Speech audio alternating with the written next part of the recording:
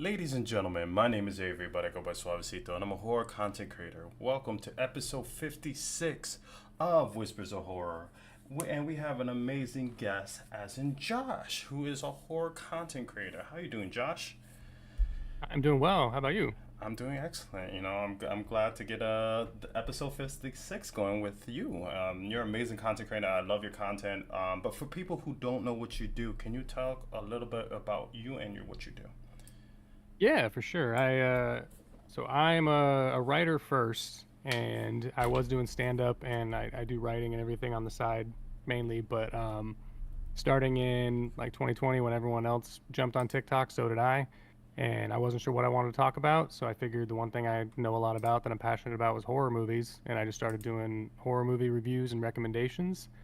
Mostly dope horror movies that are streaming for free right now. So stuff you can watch on like Tubi, Pluto TV, YouTube, stuff that you can legally watch for free if you don't subscribe to everything. And then started doing comedy sketches because I write comedy and mostly sketch comedy with different slasher icons. So the different horror icons all hanging out in the same apartment. And then I'll do other just like random sketches and snack videos and event coverage. I go to a lot of horror conventions and like haunted attractions and stuff like that. But most of my content's on TikTok and Instagram at Josh B. It's my middle initial, Levesque, which is spelled very weird because I'm French Canadian. And then Okay. yeah, but yeah, that's I, I talk a lot about horror movies. I watch a lot of horror movies. Out of all those things you name, what is your favorite aspect? Like, what is your favorite thing to do when you're making content? Like, is it the reviews or is it the writing? Like, what thing do you gravitate towards the most? Oh man. I feel like truly blessed that I get invited to do any sort of event coverage or anything like that. Like Yep. getting to do premieres or red carpets or anything like that is always super fun, especially when the movie's great and I get to recommend it. Um, from the start though, I think anytime I recommend a movie and then somebody jumps back in the comments a few days later and says, I watched this on your recommendation and it was great and I loved it, something like that, that sticks with me. Anytime somebody DMs me and is like, hey, I hadn't even heard of this movie until I saw your video and I loved it, that's the best. Mm-hmm. The comedy sketches are a lot of fun to write. They are a pain in the ass to make because I'm playing all these characters and recording and editing and everything takes forever. Yeah. But when they pop off, then that's very rewarding. People tend to appreciate that, and I like to inject my writing and my humor because that's what I'm most proud of in there. So it's a mixed bag, but I'd say just getting to recommend indie horror and unknown horror movies to people is why I started doing what I'm doing, and that's still what I want to keep consistent with my content. Gotcha, gotcha. Do you have is there a movie that you have reviewed that is your favorite that was your favorite episode or favorite video that you made? Oh man, the one that kind of kickstarted any sort of success I saw on TikTok because I had a couple of like mini sketches that did well, Yeah. but when I reviewed the Poughkeepsie tapes, for some reason I had Mm. no idea the weird lore behind that movie or the like how many people either thought it was the scariest movie ever made or thought it was absolute trash, overhyped nonsense. Mm-hmm. So when I reviewed the Poughkeepsie tapes, I thought it was gonna do like 1,000 views, like everything else I've done tops, and it blew up and did like hundreds of thousands of views, and it got me a ton of followers from people who were like, "Oh, this guy's talking about horror movies," and so that's when I was like, "Okay, this might be worth sticking around for." So I'd say that's probably the one video that top of mind is did the most for me, and I'm most proud of, I guess, because I must have done a decent job with it if enough people watched it Yeah, and shared it. yeah, for sure. TikTok is definitely weird. The things that you don't think is gonna be successful is the one that goes viral. And you're like, I, it doesn't make any sense, Every but time. you gotta ride that Yeah. train. You said you started in 2020. Was horror content the thing that you started first with, or is this something else or that you started with? I wasn't sure what I wanted to start with. My very first TikTok was me New Year's Eve 2019, tipsy at Universal Studios saying, "This is the year I become an influencer," like as a joke. And I just posted that to TikTok and it did like 5, 6 views or something. It was nothing because I had no followers. And then I didn't post again for months because I was doing social media as my day job and I didn't want to look at a social media app in my free time. So I was looking at Instagram and Twitter and Facebook 40 hours a week, Monday through Friday. I would come home and not want to look at a phone or not want to look at Instagram or anything. And when COVID happened and I was sitting at home and then I got furloughed from my job for a little while, I was like, okay, TikTok is the only app that we don't have a company account for. So it's the only social media app that is like new to me, fresh, and not super annoying and boring. Yeah. I'll jump on there. And so I shared a video that had done well for me on Facebook Mm-hmm. because somebody was like, this would do well on TikTok now. And I was like, let's find out. And so I just posted this stupid sketch I did with a jacket on TikTok, and it blew up there. Mm-hmm. Blew up by my standards at the time. It was like 50,000 views, and I was like, oh damn, all right, that's kind of fun. And then I started just jumping on trends. So it was like I did a transition where I put on my Casey Jones cosplay because I have a Mm-hmm. Casey Jones costume from That's Ninja dope. Turtles, and then I did some silly like Michael Myers stuff because I had a Michael Myers costume. But I couldn't really land on a niche, and then it was when I was scrolling through Tubi and I saw that Texas Chainsaw Massacre 2 was on there. And I was like, Mm. what? You can watch one of the greatest horror sequels of all time for free right now? I have to tell the people. Yeah. And that's when I did that. And I was like, this might be just what I do because this is the only thing that I can talk about incessantly and post regularly about. Yeah. But yeah, for that first 6 months to a year, I couldn't really decide on a specific niche. So I was doing all kinds of random stuff. Yeah, I definitely feel you. Same here. I was just doing that. I'm not gonna lie. I was one of the people that did the TikTok dances, and I'm just like, Yep. whatever gets views at that point. Then I realized that horror was my thing. Um, when you are making content, what is, how do you feel when you're making content? What does it do for you? It's a nice outlet. It's nice just to be able to like for expression, I guess. I love sharing things that I love with people, and when I was obviously in 2020, I was just like stuck in the apartment, and I can only yap to my girlfriend about silly horror stuff for so long before I know I'm driving her crazy. Yeah. So I was like, I got to come up with a way to do this. And so when I post something, when I started getting feedback from people that were like appreciating my reviews or appreciating the content, started asking for more and requesting more, then it felt nice. Sometimes I can get overwhelmed and I'll catch myself if I'm making content just because I need to get something out today and I don't have much time. Like I'll watch that video back and be like, man, I am not into this. This looks bad. I'll re-record when I'm in a better headspace or in a better mood. Yeah. Um, but I try to when I'm making content, I try to do stuff I'm excited about, and that's why I don't still don't have any sort of like schedule Yeah. or anything set. Like I know a lot of friends have this type of video goes out every Monday, this type of video goes out every Wednesday, and I've got one of these every other weekend, and I'm just like, oh, this horror movie's great and it's streaming for free and I got nothing else to talk about today. I'll tell people about this, and I knock it out, and for the most part it's still pretty good. But yeah, it being a side hustle is still stressful for me. Yeah. No. I totally get that when it just I mean, having the expectation, when you have like a good amount of followers, like, man, if I don't post, people are gonna just forget about me, or just like where this, what you're, yeah, it could be a side hustle, but like the expectations could definitely get to you. But that kind Yeah. of leads into my next question, like, have you ever had a moment when you had like content block, or just, you know, you weren't getting the views you wanted, and you ever decide you might have hit that wall where you're like, I don't know if I want to do this anymore? Have you ever had that experience, and how did you get out of it if you did have? I mean, I have a minor version of that experience like Sure. once a week just because I've got imposter syndrome like Okay. nobody's business. But there have been times, I think, especially if it's like off season or I haven't, I've got like my day job is a lot going on or something else is happening.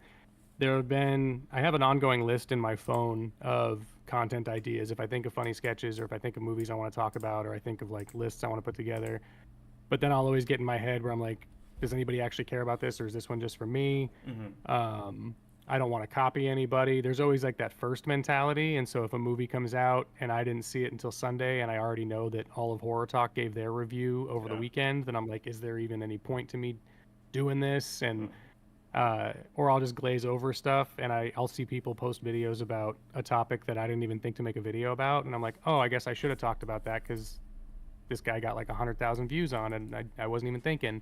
So I'll like overthink and stress myself out about that. I'm like, is this even worth the headache now? But I usually just get past it by my partner Kimmy does a great job of keeping me grounded. Where she'll tell that I'm stressed out, or she'll tell that I'm overthinking stuff, and she'll be like, just check, like, find a movie that you love and talk about that. Like, don't worry about make any of these like screeners that people want you to watch. Don't Yeah. worry about covering any of this stuff for your friends. Don't worry about anything in your inbox. Like, just do a dope horror movie streaming for free. I know there's like 100 movies on Tubi right now that you love. What's one that you could talk about? And I was like, that's a great idea. And so I just kind of like disconnect from all the whatever I feel like I need to do now, or whatever's on a time constraint, or whatever's topical, or whatever's important. And I'm just like, do one piece of content for something I love, and then that kind of like refreshes me and it reminds me why I got started. Because if I don't want to completely quit, like I'm never just gonna say this isn't worth it anymore. But Yeah. if I ever do need to take a step back and be like, I'm just gonna post for me now and not focus on the different like partnerships or uh, invites or PR boxes or anything like that, then I want to be able to do that with a clear head, I guess. So yeah, it's the content block happens a lot, but I just do the best way of getting through it is just reaching back and doing a classic, something that the reason I got into it in the first place. Yeah. Um, I, yeah, I totally get that. When it comes to getting ready to make a video, like what is your creative process when it, like how do you get started, and how and what is the end result when you're ready to post? Like how do you come up with the like influences, like, or like the ideas of when it comes to a video, and like can you break that down in from beginning to end? For sure, yeah. Usually, no matter what kind of video it is, I write a script now Okay. because early on I used to just hit record and ramble, and then I would go back and try to edit as best I could. But it would always be like 8 minutes of footage with so many pauses, or me thinking, or me over speaking and like saying something incorrectly. And then I would edit and get ready to post. And then after it went live, I'd be like, oh, shit, I should have mentioned the director, or oh, I could have mentioned this Easter egg that I wanted to talk about. I can't believe I Yeah. forgot that. So I take 5 to 10 minutes at least. If it's like a dope horror movie streaming for free, or a review for a movie I just saw in theaters, then I'll open up a doc and I'll just jot down the script and I'll read it back a few times and I'll put that up behind my phone. Mm-hmm. Um, I'll record. I used to record with one of my backgrounds here in the apartment, and then TikTok's algorithm changes every 7 to 10 minutes, so you've got to mix it up a bit.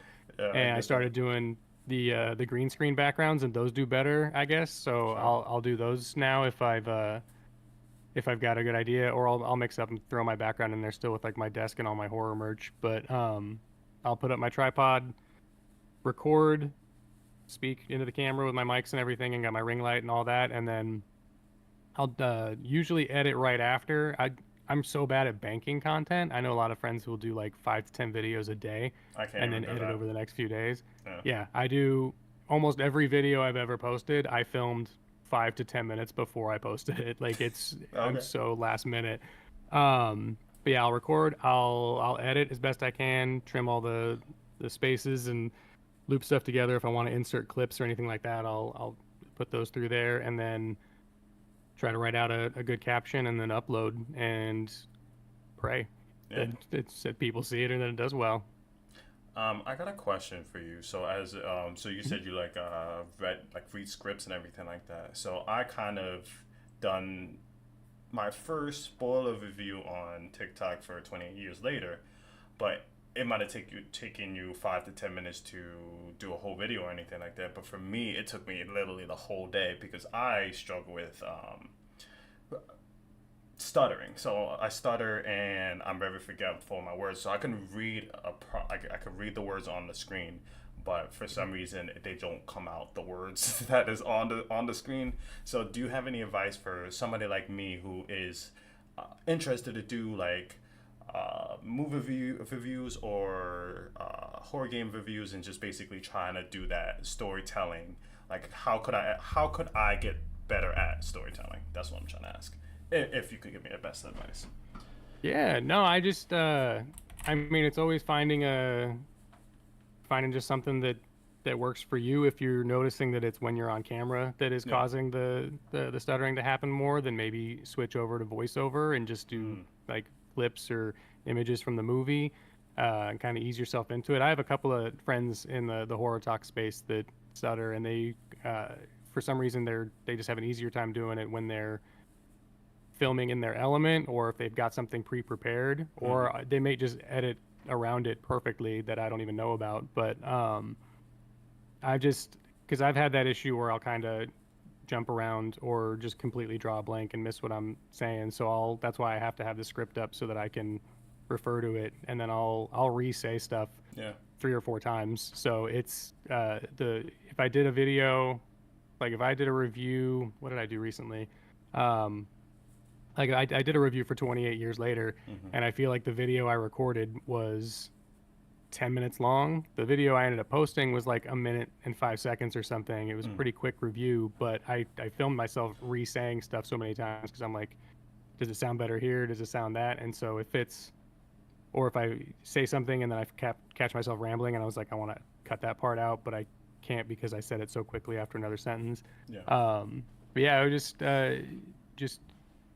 repetitiveness, I think, is a good tip. And just find different tweaks or different things you can test or try, and see if that helps, or just keep at it. Yeah, absolutely. It's kind of funny because this is why my podcasts are live. I decided it'd be so much harder for me to record a conversation and just be like, oh, we gotta stop and start again. But the reason why I love doing this live is just because, if you make a mistake, you keep going, no matter what. And Yeah, also, I want to show people like, yes, I might have a stutter, and yes, I forget my words, and yes, reading off a prompt or just questions could be difficult for me. But at the end of the day, I'm still human, and I'm still striving for the things I want to achieve. And it is possible to fight the difficulties you have in certain aspects.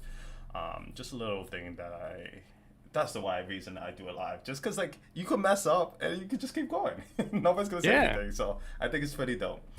I wanted to another question that I had is when it comes to balancing your personal life versus your content creating life, do you feel like you have a good balance, or do you struggle to give more attention to one versus the other? It's a mixed bag. I do sometimes worry. It happened with like last week. I was spending the week with my mom, and I tried to let her know ahead of time. I was like, I'm gonna be busy. I can't get this much time off of work, so I'm gonna be working while I'm here.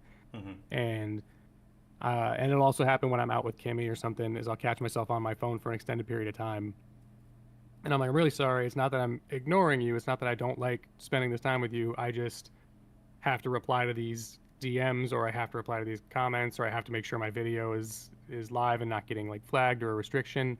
Uh, And there will be times where I'm like, I don't actually have to be doing this right now. Like yeah. I uploaded this video to TikTok, and it's live and it's getting likes, and I can just Put ignore it away. for the next hour and focus on my family, or focus on my loved ones, Yeah. or relax and like just watch baseball or something. Sorry, I So contributed I to do need to your check one of out. your DMs. No, you're I good. You're good. apologize. Shout out to your wife. I'm so sorry. Like I don't mean to do it. I just thought your husband is a great content creator, and I needed to get him on my podcast. So I apologize if you're ever watching this. No, you're good. You're good. What's funny is it's in my head. I'm the kind of person who thinks I need to reply to something immediately, and on the flip side, if I text you and I don't get a text back for like 17 days, I'm still just like, oh, thank you so much for replying. Honestly, it's no big deal. I assumed you were busy. You had other stuff going on, Yeah. and I know that that's how other people feel. So if I do need to not reply to somebody for a minute, I know they're going to understand and Yeah. everything will be fine. So that's where I need to check out. But it's also tough as far as like personal life goes, because I also have a day job that's very stressful. Not super stressful, but I stay busy Monday through Friday, and having to balance that with content creation on like my lunch breaks and nights and weekends, and also spend time with Kimmy and try to do stuff just for me, go to the movies or like watch a game or just hang out and have dinner, is it's a packed schedule for sure. Yeah, I mean, it kind of led into the next thing I was gonna say is when you're not content creating, what are some of the hobbies you had, like outside of it? Yeah, well, I do still write. So my day job, I'm a copywriter, so I write a lot of Mm, blogs and emails and stuff like that. But that's nice. that's not a hobby. That just pays the bills and keeps me insured, which is nice. I get that. Um, yeah, and then as far as hobbies, I mean, I capture a lot of what I do and still post about it, but I love traveling. Sure. Anytime I can get a long weekend, even if it's just going to visit family in Arizona or Vegas, or if we can make a short trip, like fly out to, we go to Orlando a lot because we've got family that does Walt Disney World, but we'll also do just random trips to like Boston for a horror convention, or we went to Pittsburgh last year and visited the Living Dead Museum at the Monroeville Mall, which was amazing. Nice. Um, Anything like that, I like to travel, and then um, yeah, I've got screenplays that I'm working on, and I still try to do. I haven't done comedy as much lately, but I've got friends that book shows here in SoCal, and I do want to get back into stand up because that's always been a passion of mine. That's what I originally moved out here to do. Is I love performing and telling jokes. Nice. I didn't Yeah. even, I mean, we've been talking for 20 minutes. I didn't even ask, like, what got you into horror? Like, Oh what kind of man, horror podcast is this? Is that I don't even ask that question, but no, seriously, like, ridiculous. Yeah, I know everyone at terrible. home just throwing stuff at their screen right now. They're like they're leaving and coming in, like everybody's attention span is very quick. So I like it's a Yeah. horror podcast, and we're not even talking about horror, but that's part of Right. Whispers. We talk about the individual, like what the things they like, what they love, and how their process is. But what got you into horror? I originally got into horror from my parents when I was a kid. My mom's always been a big horror fan. My dad was never like a big diehard horror fan, but he did like my dad showed me stuff like Tremors, and Mm. that stuck with me as a kid. I love that movie. My mom showed me stuff like The Thing and Halloween. Maybe a little Damn. too young, but I think I turned out okay. And Yeah, I think then so. one memory that I have that I've shared this 100 times. So if you've ever seen me on a podcast, I probably already told this story before. But it's we went to the video store, and I remember sitting in the back seat while my dad ran in to rent movies, and I was like, "Get me a horror movie," and my dad rented me Pumpkinhead because that was my nickname at home. Is they just call me Pumpkinhead, and he saw that and was like, "That's cute. I'll get that for Josh." And I don't think he bothered to like read the synopsis or check the rating or anything. He was like, "Cool, this like weird looking monster, and it's called Pumpkinhead. He'll love this." And I do love that movie. It's amazing. But I just remember when he came out and said that he had picked that up, I was like, "No, you didn't. That's not a real movie." And he showed me the case, and I was like, "Oh man, what is this? It's so weird." Yeah. And then obviously Stan Winston's iconic creature just seared into my brain from a very young age.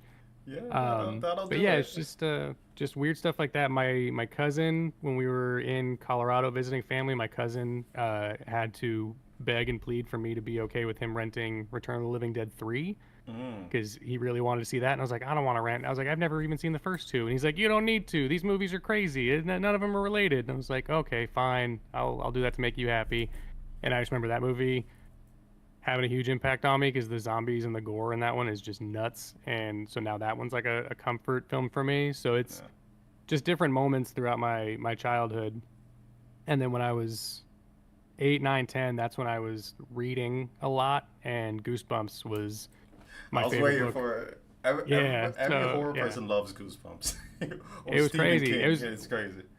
Well, it's because when you're reading at that age, your parents are thrilled. They are just happy that you're picking up a book. And so my Facts. mom was like, I don't care what you're reading. The fact that you're reading is exciting. And so she would take me to go get the new Goosebumps book every time it dropped, and I had the whole collection, and I was chewing through those. And then when I was watching TV every weekend, it was like Are You Afraid of the Dark? It was the Goosebumps TV show. It was Erie, Yeah. Indiana.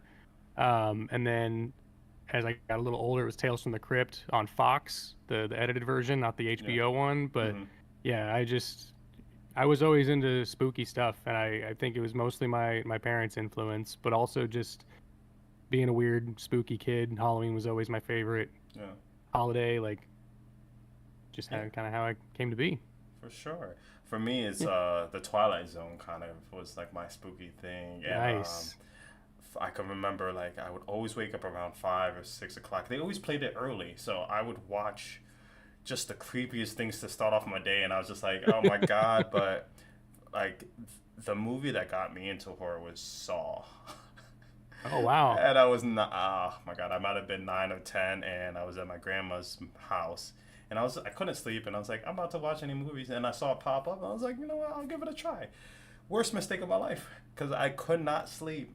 Um, and it was just funny enough, 4 o'clock in the morning, I hear the door open, and my dad walks in, and I couldn't see the person and just the outline, and I'm not gonna lie, I screamed at the top of my lungs and woke like 6 people, 7 people up.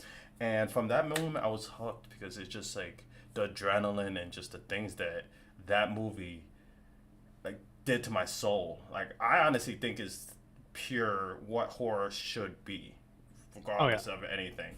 But I love one of my favorite questions to ask my guest is, what is your own definition of the word horror? Like, what does horror mean to you? Not using any other influences but your own. Ooh. So I feel like it's gonna be hard to like put into words.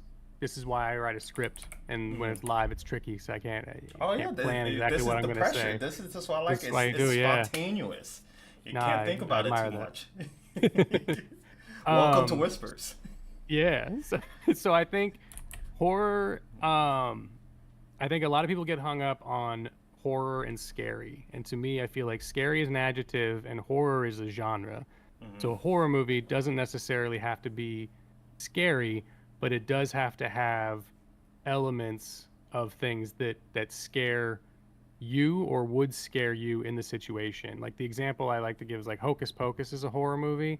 It Hmm. is not a scary movie by the audience standards, but if you were one of the characters in Hocus Pocus, if you were one of those kids who is in fear of their life and being chased by a zombie, you'd be terrified. So that to me is still a horror movie. A lot of people are like, Yeah, no, that one's not a horror I movie. And I'm get like, no, that. it absolutely is. You got witches, you got zombies, there are just certain elements that make it a horror movie.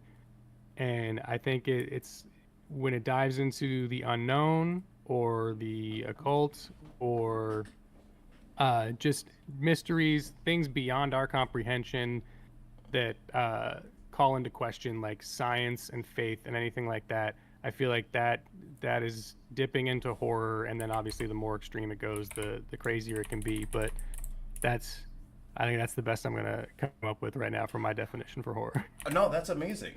It's so funny because like I've asked this question 56 times, and everybody answered at some point hits what my ideology of it is, but then they have their own version of it.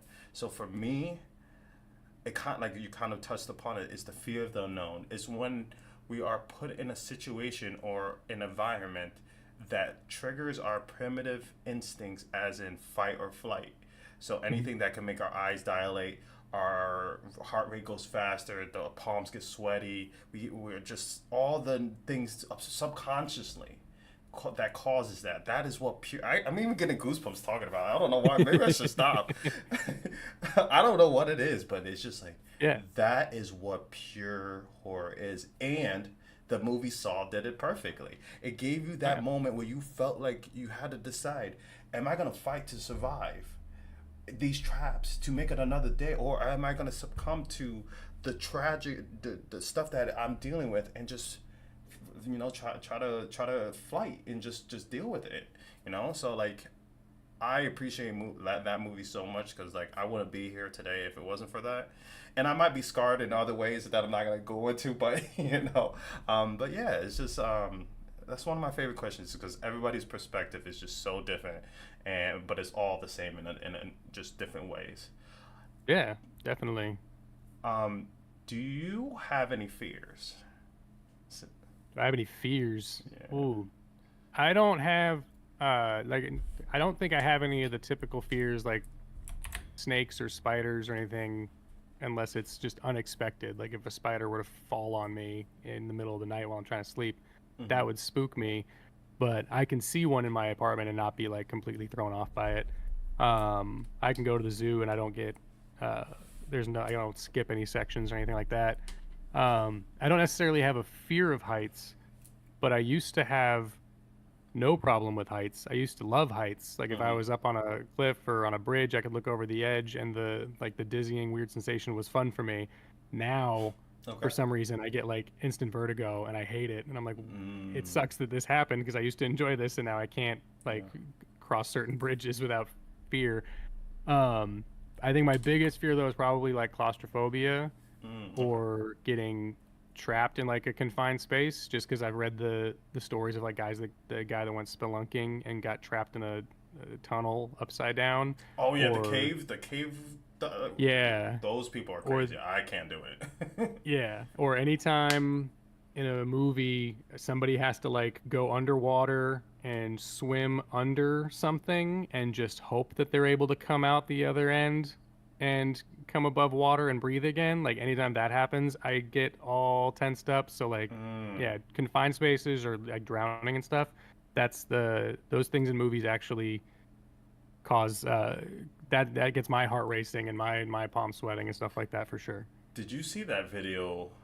Maybe not, but have you seen that video where the guy is like on that boat and there's like guests and they're going under the thing and the water just raises up just enough where they could just get under. It's like a underworld like under passage like there's all these rocks and everything or like a structure and basically the only way they can get through under it is like pulling a rope and it, depending on how the tide is they can easily pass through it or they get stuck and I freak out because my fear is thalassophobia. I'm scared of the open water and like I Yeah. don't like tight spaces. It's not my biggest fear, but I feel what you're saying and I feel like if we're Yeah. both on that boat we're suffering.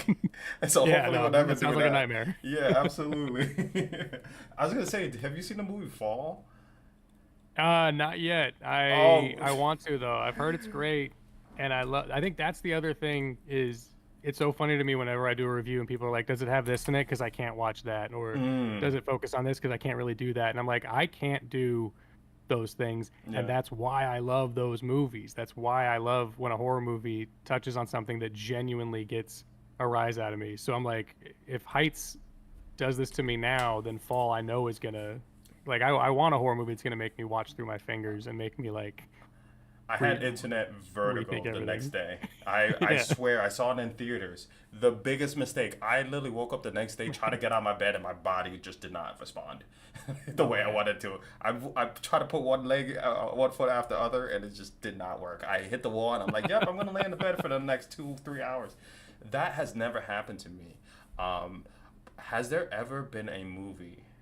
Since we're talking about like Mhm. impacts that movie can have on a person, has there ever been a movie that has hit you emotionally that you're like, I can't believe I'm having this emotion? Like it could be pure fear, it could be like complete sadness. Like, is there any horror movie that has done the most to you psychologically or emotionally? If you see Bring Her Oh Back, I swear man. to God, Oh yeah. that one was Bring rough. her Bring Her Back was wild. Bring Her Back hit me more just in my because I love body horror, but there are certain elements of body horror where like teeth damage and fingernail damage always get to me, and so Yeah. those moments in Bring Her Back, I was like, oh man, and that's why I loved it. I would say as far as like just emotionally devastating movies, somebody recently posted they were gonna watch Train to Busan for the first time, and Mm, I was like, oh girl, strap in. Like, that I was a hope you're wild ready ride. because this is not just a zombies on a train movie that a lot of people think it is. Like, this movie is rough. I love that movie so much, but I've been putting off watching it just because of um, how hard that ending hits. And Yeah. then, um, as far as like fear goes, I haven't rewatched Terrified, not Terrifier, the Terrifier. Argentinian movie I know what you're Terrified. talking It's from the about. Yeah, same yeah. guy who did When Evil Lurks. And I loved When Evil Lurks, but that one's more of just like gross Shock out value. The shock, shock. like The real dog, man. twisted, messed up stuff. Yeah. Whereas Terrified just had some really well executed jump scares and some really like bleak stuff. And I just remember that movie creeped the hell out of me. And because my buddy recommended it, and so I watched it alone one night. And I was like, well, gotta go for full effect. So I put the movie on the big screen. I turned all You're the lights bugging. off, and I was sitting there alone. I was like, this is a mistake. This is a mistake.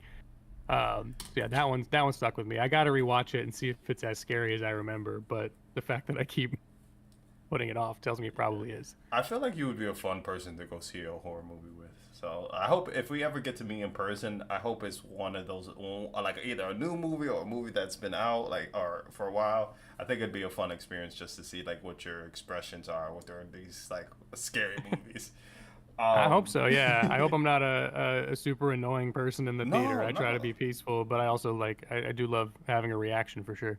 I feel like that's what makes it so much more enjoyable when you're like in a theater and you hear somebody scream. You're like, it might have not gotten me, but like f- that person is at their Oh peak, yeah, bodily, emotionally, physically, and emotionally. Just like that moment scared them to death that they had to scream out loud.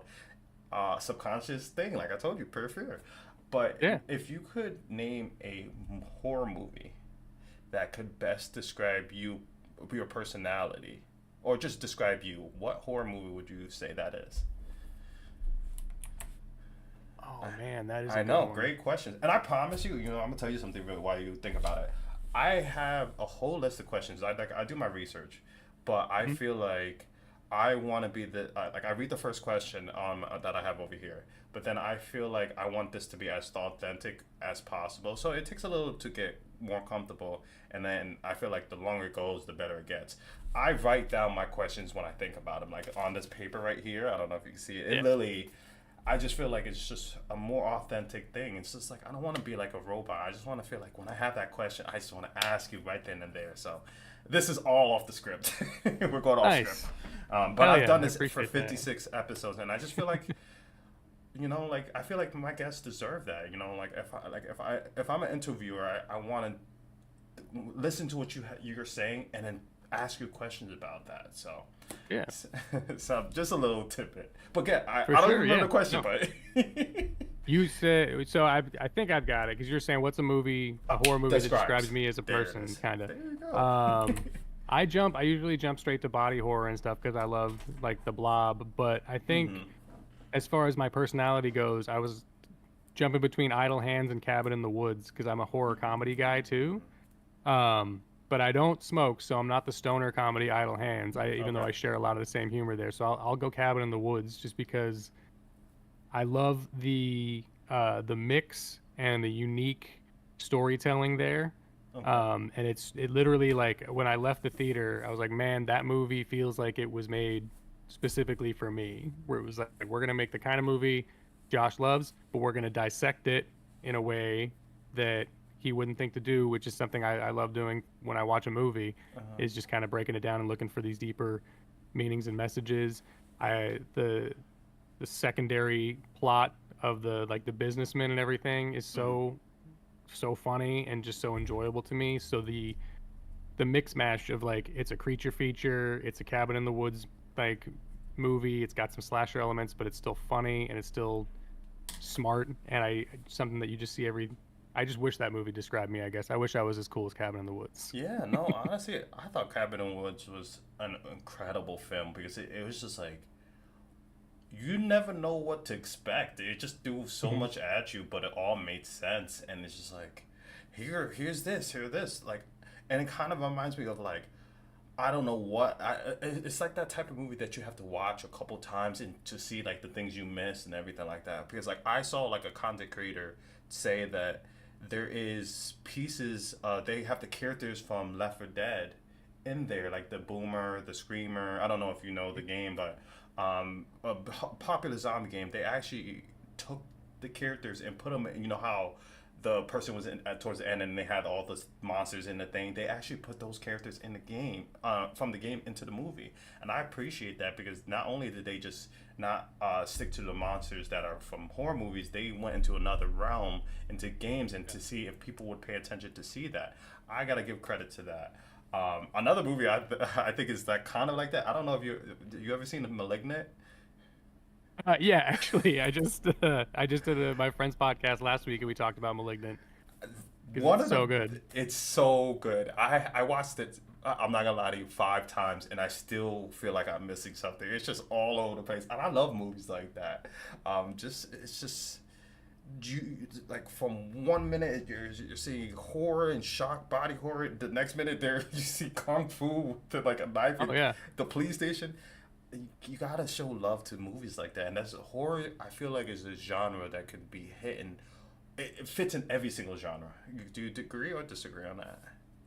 Oh, for sure. Yeah, because you've got because there's horror comedy, and then there's all the different subgenres of like slasher and body horror. There's the suspense thrillers. You can make a PG horror movie that still has some really creepy elements in it. And then you can get the really extreme stuff if you want to like dig into that iceberg. But Yeah. there's obviously all like the people like to call it elevated horror, which I think it kind of uh, cheapens what other horror is. So I don't like that term as much. But there is the more like dramatic, like character driven, story driven horror that people think is that comes with it the more, I guess, drama centered. And then there's Yeah. action horror, like a Jurassic Park. I would consider an action horror film because Mm. those raptor sequences and that T Rex tearing apart the car, that's scary. That's horrifying. You But don't think it's more like a everyone, survival? Cause like you're it in the is, woods. yeah, no, it's definitely like a, but But the action, survival I get horror is a that. thing too, for sure. Yeah, Yeah, it's absolutely. I just think the first Jurassic Park. I think after that, it kind of similar to Terminator, like the first Terminator Mm. movie. Yeah. James Cameron said was inspired by slasher films, and when you watch through that lens, you're like, yeah, this totally feels like a slasher movie. And then And then it they went veered. more sci-fi action, yeah. Yeah. And I think Jurassic Park kind of did the same thing. But that first Jurassic Park movie, you remember like the clever girl moment and the raptors in the kitchen and like Yeah. we've all seen it 100 times now because it's such a classic. But seeing that in the theater for the first time, I was like terrified. Yeah, no, I absolutely agree with that, and it just sucks because I saw Rebirth. That's the new one, right? Jurassic Yeah. Rebirth, and I felt like they tried to do what the first one Hmm. did, but they failed just because the biggest they had that cool. I thought that dinosaur was. Have you seen it? Yeah, yeah. Okay, No, okay, cool, cool. you're I don't want to spoil it for anybody, but like good. even No, even in the first couple minutes, like you see is just like that big mutated dinosaur, and I just felt like it yeah. just didn't get enough screen time, and it's just like this is what brings horror into this aspect, and you're like kind of not doing that. I don't know about No, that. I agree. That creature at the beginning looked gnarly, and then they saved It him had like for 10 minutes of screen time. yeah a big moment at the end that didn't even really have much of a payoff. So Yeah, it's a shame. I enjoyed Rebirth enough, but it does feel like they're just trying to go back to what made the franchise great, and it's like hmm you'll never be able to capture the magic of the original Jurassic Park. Like that movie is just it's like one of one. one of one. So try something new, try veering, try a different direction. And this one felt like they were kind of playing it safe, where they're like, let's just remake the first movie and add these extra elements into it and see if that works. And it was still entertaining for me. I still Yeah. enjoyed it, but yeah, it's everything feels like just a kind of a half-assed attempt to recreate the first movie, which is Yeah, impossible. and if you slap Jurassic Park on any Jurassic, like it's gonna make money. So like, Yeah, I get exactly. it. I have a fun question.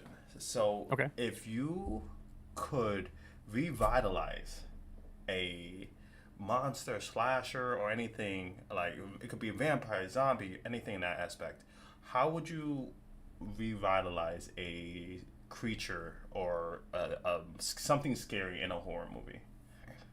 Like I thought, like Sinners, I thought they kind of had a new spin to vampires. I think they revitalized it. That's my opinion, though. Yeah. No, Sinner's amazing. I would say that's a tough call because I'm really curious to see what Lee Cronin does with The Mummy. Okay. I think I love vampires. I think Sinners was one of the best movies of the year, one of the best movies in a long, long time. Okay. And we've had kind of a vampire resurgence lately with like Renfield, Abigail, Yeah. and all these other vampire movies lately. And I wonder if other monsters we've got. I think Maggie Gyllenhaal's doing The Bride of Frankenstein, Yeah. and then Guillermo del Toro's giving us Frankenstein. So maybe those creatures will have their time in the sun now. And then, but yeah, Lee Cronin, who did Evil Dead Rises, doing his version of The Mummy, and I'm really curious to see what take he does there because I think the action adventure version with Tom Cruise didn't play as well as the Yeah. action comedy with Brendan Fraser, obviously. But for me, I don't know. I really want to see what James Wan does with Creature. I always Mm. thought Creature from the Black Lagoon was an iconic film. I had an idea that I kind of written, um, where it's kind of turns into a body horror movie, and I want to know like the origins of the creature, why the creature is a singular being. Like, are there more of them in this untouched section of Earth, or is there a reason why the creature looks like that, walks like that, and seems to be the only one of his kind? Like, what's the backstory there? That's kind of where I would want to dive in. Okay, Pun intended. interesting. um, if you is there a movie that you have watched that nobody knows about, but you highly recommend people see that they would maybe potentially love? Ah, man, I'll go. I don't I know could if go. I've I could seen go first. anything. I got one. Yeah, let's hear it. Drag Me to Hell. I thought that was Okay. phenomenal. I don't know why. I just maybe it's just shock. Maybe I like shock horror movies. I don't know. I thought Drag Me to Hell was something that was underrated. And to to I think to realize, because I think the actress said that they used real bugs and worms to spit the things in her mouth, and I said, "Yo, I loved it. I loved every moment from that movie, from the beginning to the end, and I would watch it and still get scared." I thought that movie is underrated, and Oh not yeah, a lot of people know about it. I think yeah, I think Drag Me to Hell's a big winner. Mainly, I love Drag Me to Hell because so many people who saw it did not know what to expect from a Sam Raimi movie. I feel like Mm, they weren't familiar with the Evil Dead franchise, so they love went that. in thinking it was going to be like a Conjuring or Insidious style curse movie, and I'm like, no, you're going to get some weird slapstick And a lot stuff of like like blood blood. fountains. Yeah, like this is Sam Raimi. It's going to be nuts. Yeah. I would say for me, the one of the most underrated or lesser known movies that I will never stop recommending to people is Intruder from 1989. Mm. It's a slasher movie that takes place in a grocery store, and it's like this overnight group of people working the overnight shift at a grocery store, stocking shelves and taking inventory and everything, start getting picked off one by one, by an unknown assailant. So it's like a who done it where you have to figure out who's responsible by the Mm-hmm. end. And Sam Raimi stars in it. He doesn't direct it, but you can tell he definitely had some influence because there's so many weird, unique shots Mm-hmm. in the movie. Like they film through a bottle of whiskey and they film from inside a rotary phone, and they've got all these strange angles and shots, and then there's so much humor in it that I think people forget because it's also known for having some really brutal, bloody, like practical effects kills. But then there's like just a bunch of puns on grocery stores and Mm-hmm. like discount signs and stuff like that, and little hidden jokes throughout the movie, and it's just a lot of fun. I think most people see the cover art and they see Sam Raimi and Bruce Campbell, and they're like, "Oh, okay, it's like an Evil Dead movie," but Bruce Campbell's in it for maybe 10 Two, seconds 10 and you don't seconds. even Yeah. realize it's him because he's just got like it's his first role like uncredited at the very Yeah. end or something for a moment. But of course now they put his name on the cover to get everyone's attention, but it's that one's a super fun movie that I'll never stop telling people about. You mentioned Evil Dead with Sam Raimi, and honestly, Evil Dead is probably my favorite franchise of probably of all time. Just because, like, Mhm. I when I was in college, I wrote a I did a PowerPoint of the Evil Dead, Bruce Campbell, Sam Raimi, just talking about how that movie. I don't remember what the quote. Don't quote me. It was like 12 years ago, but just Yeah. how that movie kept me up where I had to hold my little Shih Tzu so tight. I was just because I've never seen a movie with the angles, the thing in the woods, going after Oh the yeah. people, and just like how creepy and just psychologically how messed up it made me. Like that was the second movie that made me stay up all night, and it's just like it's just so awesome how people have this creative juice to make people feel what they're trying to portray on the screen, and I think it's awesome. And so, like, if I could ever have a prop from any movie, it would have to be the Necronomicon. I have to do it. Like, Oh I yeah. need it. So, is there any prop that you would want in any horror movie that you can choose? Oh man.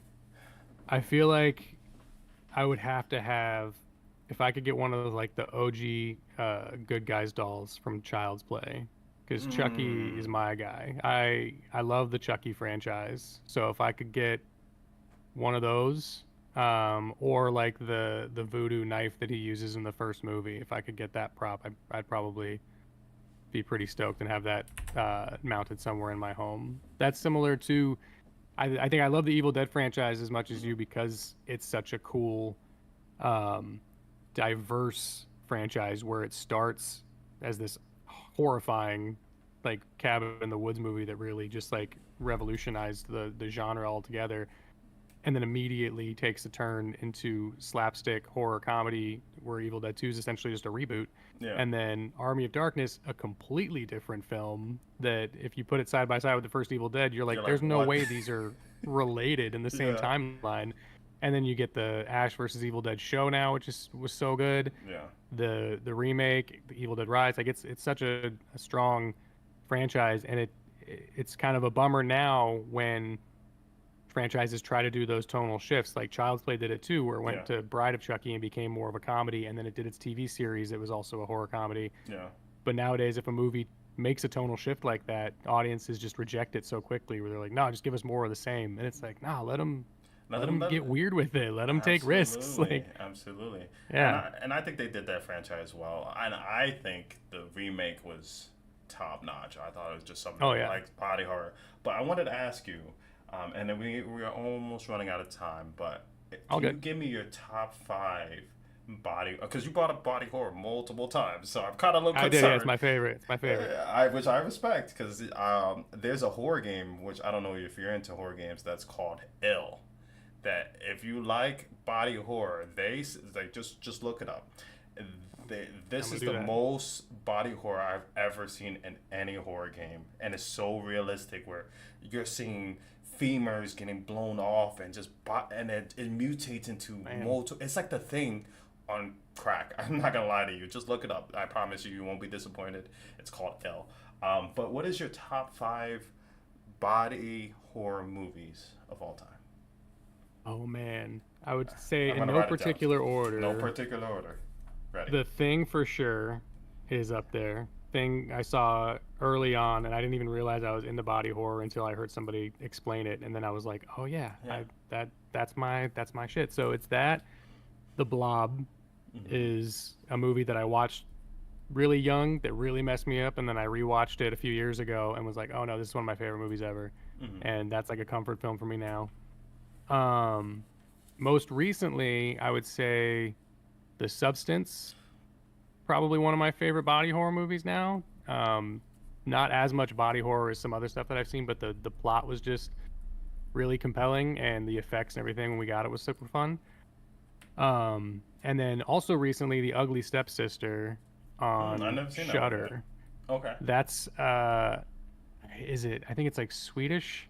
Okay. I feel like I should know this. It's a foreign film, but it's a retelling of Cinderella from the perspective of one The of the sister. stepsisters Gotcha. who is too ugly for the prince, so they make her go through these brutal like body modifications to try to make herself look prettier for the Mm. prince so she can steal him from Cinderella. So it's based loosely on the Grimm fairy tale version, where instead of just like trying these quaint Disney things, they do like some really gnarly stuff to try to get her nose working and lose weight. And it's yeah, it's got some really gross stuff in it, I'm but gonna check that one out for sure. it's really well made. And then I got one more. Oh, I should probably say I was gonna say Clown, about the guy who transforms into a clown, because I'd say that's body horror and it's super Mm. fun. But I gotta say The Void, because that's the shirt I'm wearing, and I have Nice. like five shirts for The Void because that's another one of my favorites. That's from Kostansky. He did Psycho Gorman Mm-hmm. and a couple other really great movies, but The Void is just clearly inspired by The Thing.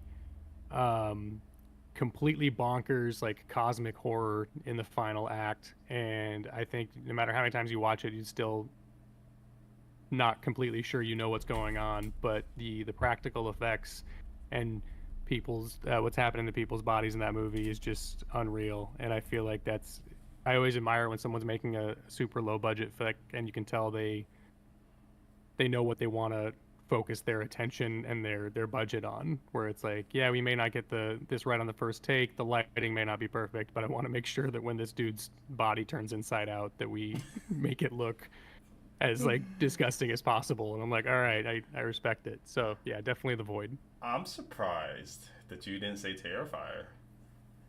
Oh man, I don't know if I would consider Terrifier A body horror, really? body horror. Oh, I mean, I what? think it's slasher first, but it definitely, I mean, yeah, what it does to Bro, bodies, he I would say pinned the absolutely girl up qualifies for sure. Yeah. in half, and just the bed scene. Like, how's that? What do you mean? That's not home. Like, I get it, it's slasher, but like, I felt like more body horror than made. Like, yeah, he's a slasher, Oh but he's yeah. gonna do some terrible shit to people. I think I was trying to do all encompassing qualifiers there. I love the Terrifier movies. I wasn't crazy about the first one the first time I saw it Yeah, because me I was either. like, this is some crazy good gore, but the story just felt kind of one note for me. And then I watched Terrifier 2 and I was like, oh, okay, this movie rules. I thought And that then was I great. kind of stacked them and I was like, now it all makes sense. And then when we saw Terrifier 3, I was like, okay, this is growing on me now for sure. Yeah. So yeah, I'll give you that. Okay. Especially what he does to Santa in the third one. That's got some severe body horror too. Facts. Yeah. I don't know if I don't remember the name of it, but have you? There was a plastic surgery. Maybe you know it. It was like a plastic surgery horror movie, where they Hmm. would like, they would. It's kind of they would modify and like, and I considered body horror, but it's the name is escaping me. But I thought that movie was body horror esque, and like, this might not be for some people, but Human Centipede, I thought was just. Oh yeah. I don't know. I was just surprised Human that you didn't Centipede's see. gnarly. Yeah, yeah. It was a tough call. You told me I had to only pick Listen, five. I had to pick five off the top of my head. spontaneous. No, I'm just. This is why I These love are doing good. this. Those are No, good. yeah. Human Centipede's gnarly. There's a couple plastic surgery ones. The one I'm thinking of is It's gonna kill American me. Mary, Oh, maybe it was. Maybe it was um, that. where she gets a job like on the black market or whatever, like doing underground I plastic think surgery that for was it. people. I think it was. Yeah, What that one's nuts, and was also it called? pretty Mary. gross. American Mary. American. I think that was the name of it because like, it was like something with change like changing bodies, like just modifications to make them beautiful and or like plastic surgery kind of esque. But as soon as you said the name, I think that was the movie for sure. I'm gonna rewatch it because how gnarly it was. But Yeah. but I got like two more questions for you, and I'm gonna let you go. Okay. I just want to say thank you so much. This conversation was truly amazing. I would love to do more content with you if you're down in the future. For Um, sure. where do you see yourself in 5 years when it comes to your content creating, and where would you, and what are some of the goals you would like to achieve? Oh man, my goal here was to touch base with other horror filmmakers and get back into interviewing and stuff because I did a little bit of that before I joined social when I was with Universal. I did some interviewing and that was where I kind of realized my passion for that. Hmm. Um, but I think I'm still having a hard time deciding what path I really want to take because I am a writer as well. So I do want to keep writing. I've got screenplays I want to pitch. But yeah, if I could like host my own talk show slash game show or whatever on like Shutter or Screenbox or something, that would be me living my best life. That Nice. would be Can I be a the guest? goal Can I be there. a contestant? Of course, yeah, Let's no, go. definitely. That's That's what it. I would want to bring all my friends on. But I'm your friend. yeah, I'd Hey, say listen, I made 56 friends. That's what's up. I appreciate it. I made a new friend, hell yeah. Jack. But yeah, that would be the dream in 5 years is if I'm negotiating some sort of full-time horror gig where I get to either talk to people or visit spooky places or do any sort of coverage within the horror space and Mhm. actually get like paid well for it. That would Yeah, be the goal for sure. absolutely. Uh, second to last question. If I were to meet you in person and be like, oh my God, it's Josh. I love your content. I'm an upper-comer content creator. What is the best advice would you be able to give me for a person who's just starting off? Um, just talk about what you love. Mm-hmm. Talk about stuff that you want to talk about. Don't force it, and uh, just learn how. Don't overthink stuff, and figure out proper editing techniques. I feel like that's the one thing I see a lot of people kind of uh, mis not misinterpret or just like get wrong. But you see people talk about like the millennial pause, where they'll start a video and then not say anything for a second, and it's I see a lot of people who want to do content and want to talk about stuff, but their video, the first 10 seconds of their video is them like setting up the camera, not really saying anything, and then they're bad at getting that first like attention grabbing Moment. piece. Yeah. So finding that, and it took me a while to figure that out too. But if you do want to be a content creator and you do want to find an audience and you do want to get those views, that first half second is so crucial.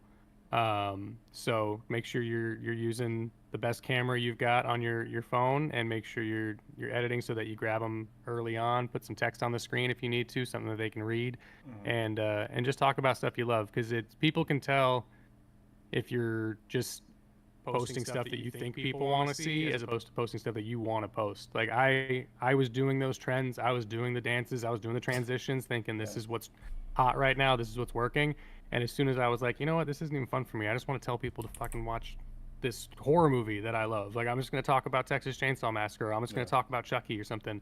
That's when people started realizing what I was doing. People started noticing my videos. So it was me writing stuff that meant something to me. So if that's what you want to do, then yeah, figure out what your niche is, even if it's 4 or 5 different niches that all overlap. Like you don't don't get pigeonholed or anything, and just keep at it. Yeah, no, beautifully said, beautifully said. And the final thing is there anything that you would want to tell our listeners that are listening right now, or in the future? Is there anything you want to say to end off the show? The floor is basically yours. Man, No pressure. I um be kind, uh care about other people, think about what you're saying, what you're doing, and try to put yourself in anyone else's shoes. It isn't so much just like on social you see so many comments from people who don't have a profile picture, don't have their real name on there, don't have any uh they are not willing to show their own face, and they will say some of the most hateful stuff. So you got Yeah. to shake that off, but also don't let yourself get bogged down by that. Don't one of Kimmy's favorite quotes is comparison is the thief of joy.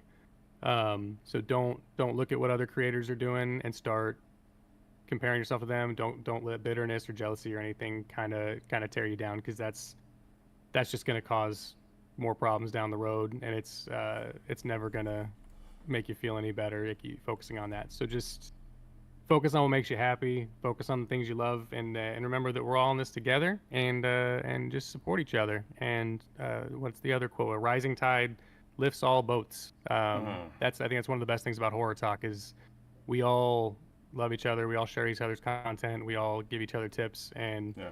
when you do finally meet in person, it's like magical getting to actually like hug and hang out with these other people. So Yeah, it feels yeah, like you guys known each other for years. Like it's awesome when you get exactly, to have yeah, a chance to do that for sure. it's nuts.